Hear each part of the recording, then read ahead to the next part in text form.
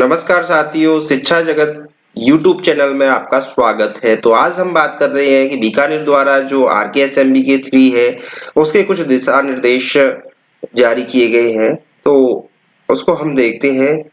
तो इस क्रम में RKSMB के तृतीय आकलन दिनांक 29 अप्रैल से 30 अप्रैल तक होंगे।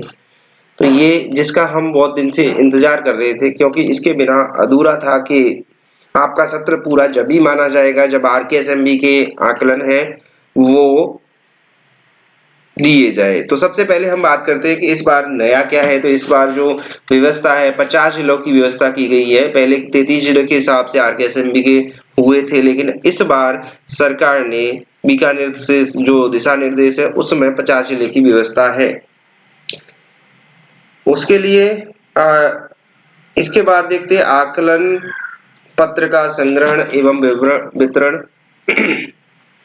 तो इसके लिए प्राचार्य डाइट समस्त अपने जिले सहित के लिए उपयुक्त संग्रह एवं वितरण केंद्र नियत करेंगे, जो स्वयं डाइट या राजकीय विद्यालय का भवन हो सकता है।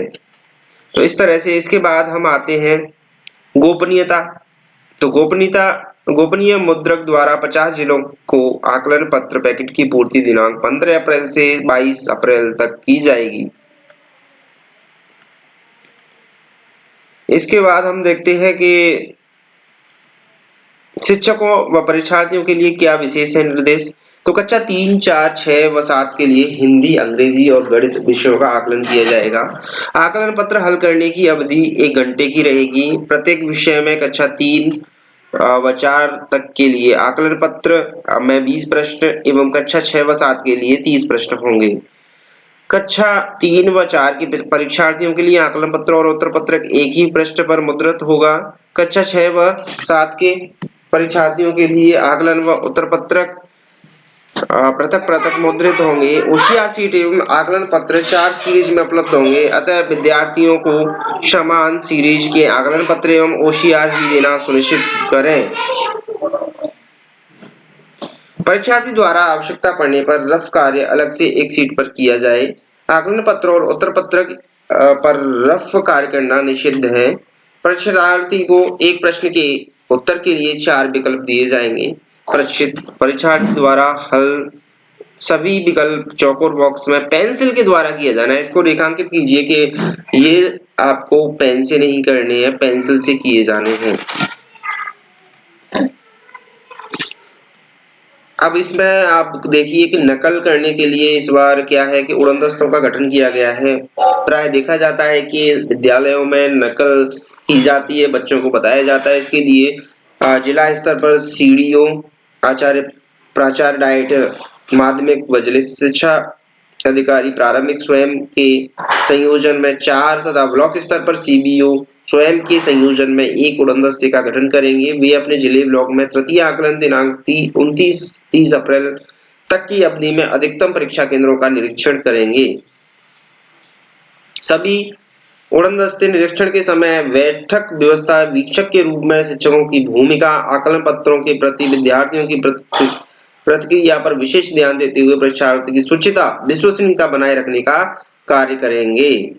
बैठक व्यवस्था, तो बैठक व्यवस्था देखें हम, और बैठक व्यवस्था में परीक्षा केंद्रों पर अन्य समस्त परीक्षाओं की तरह ही कक्षों में उपयुक्त दूरी रखते हुए बैठक व्यवस्था की जाए। बैठक व्यवस्था करते समय केंद्राधीक्षक यह ध्यान रखें कि एक कक्ष में केवल एक ही कक्षा के परीक्षार्थियों को बैठने के स्थान पर 2 या अधिक कक्षाओं के परीक्षार्थियों को पंक्तिवार मिलाकर बैठाया जाए। इसके बाद देखो वीक्षक जो कि परीक्षा कंडक्ट करवाएंगे, जो भी इनविजिलर होंगे, परीक्षा केंद्र पर कक्ष में बैठक व्यवस्था के अनुरूप परीक्षार्थियों को बैठाना, परीक्षार्थियों को आकलन पत्र को समझाने में आ रही कठिनाइयों को शुचिता के साथ निस्तारण करना। सीधी भाषा में कहें तो वीक्षक परीक्षार्थियों को प्रश्न बनाने में सहायता करें, न कि परीक्षार्थियों को प्रश्नों के उत्तर बताएं। वीक्षक ध्यान रखेंगे कि परीक्षार्थियों द्वारा आकलन पत्र और होशियार सीट को मोड़ा या फोल्ड नहीं किया जाए। वे स्वयं ही संग्रहण के समय आकलन पत्र और होशियार सीट को सीधा करेंगे। इसके बाद देखो आकलन पत्र को स्कैन करना। तो स्कैन करने के लिए पहले की तरह ही है कि इसको फोल्ड नहीं करें। प्रत्येक आकलन पत्र की परीक्षा समाप्त होने के तत्काल पश्चात संबंधित शिक्षक द्वारा आरकेएसएमबी के ऐप की मदद से परीक्षार्थियों को द्वारा चिन्हित आकलन पत्र और ओसीआर सीट को स्कैन कर अपलोड किया जाएगा। शिक्षक ध्यान रखें कि आकलन पत्र और ओसीआर सीट को स्कैन करने के लिए सीधी सतह पर रखा जाए। बैकग्राउंड गहरे रंग का हो वरना स्कैनिंग का कार्य नहीं हो पाएगा। शिक्षक यह भी ध्यान रखें कि आकलन पत्र और ओसीआर सीट को स्कैन करते समय चारों कोने स्क्रीन पर भली भांति नजर आए ताकि पूरा एरिया स्कैन हो। आकलन पत्र और ओसीआर सीट को स्कैन करने की अंतिम दिनांक आपकी है 3/5/2024।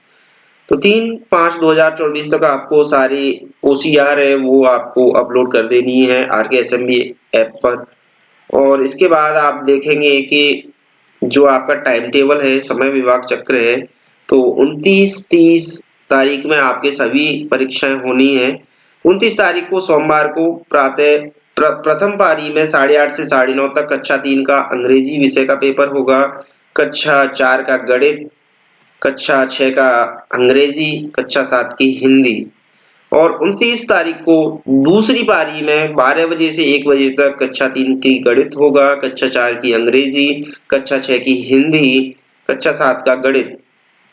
इसी प्रकार 30 तारीख को मंगलवार को दोपहर को मतलब दूसरी पारी में आपका पेपर होगा, जो कि कक्षा 3 का हिंदी, कक्षा 4 की गणित और कक्षा 6 का गणित, कक्षा 7 की अंग्रेजी। तो इस तरह से आपके सारे पेपर हैं वो 2 दिन में कंडक्ट करवा लिए जाएंगे। तो आपको अच्छे से इन पेपरों को करना है और ध्यान रखना है कि सफलतापूर्वक आरकेएसएमबी के 3 ऐसे 3 हो जाएगा, तभी आप अगली कक्षा में आप बच्चों को क्रमोन्नत कर पाओगे।